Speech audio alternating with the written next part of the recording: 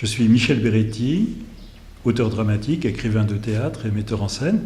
Je suis originaire de France et je vis à Bamako, au Mali. Je suis ici à la Villa Ndar en résidence d'écriture, une résidence en tandem avec la comédienne blogueuse Halima Togola pour l'écriture d'une pièce dont le titre est Karatabougou, ce qui signifie la case en paille, la maison en paille.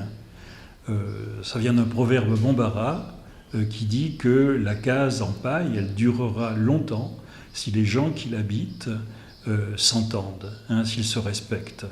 Sinon, s'ils s'en vont de tous les côtés ou s'ils se battent, cette case en paille fragile cessera d'exister. Il en va de même pour le Mali aujourd'hui. C'est un pays qui est divisé, qui est déchiré, avec également des conflits entre ces communautés. Et avec Halima Togola, nous avons décidé d'ajouter finalement notre petite pierre à l'édifice de la paix en écrivant cette pièce.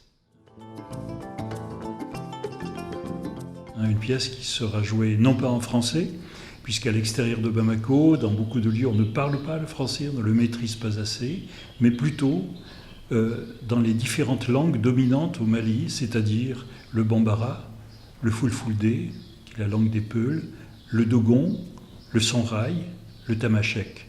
C'est une sorte de dialogue des langues que nous voulons entreprendre.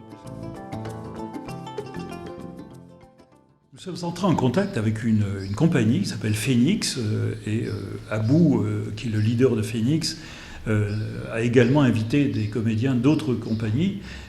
Avec eux, nous faisons des travaux d'atelier sur la diction, sur l'expression, sur l'articulation, sur l'émission de la voix. Et aussi, nous avons un projet avec eux, la restitution, bien sûr, de quelques extraits de Karatabougou en fin de résidence. Mais ce sont des jeunes gens très sympathiques, très motivés. Et nous espérons que cette collaboration pourra continuer, que nous pourrions ou bien inviter à Bamako, ou bien alors que nous pourrions revenir ici pour faire un projet.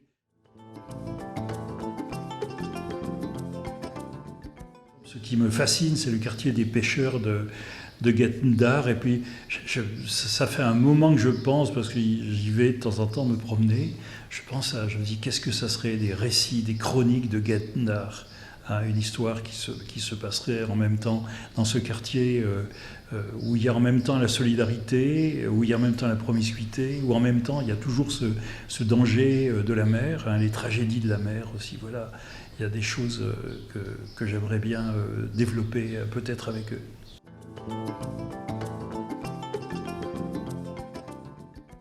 Merci à ceux qui nous ont invités et à ceux qui nous ont accueillis.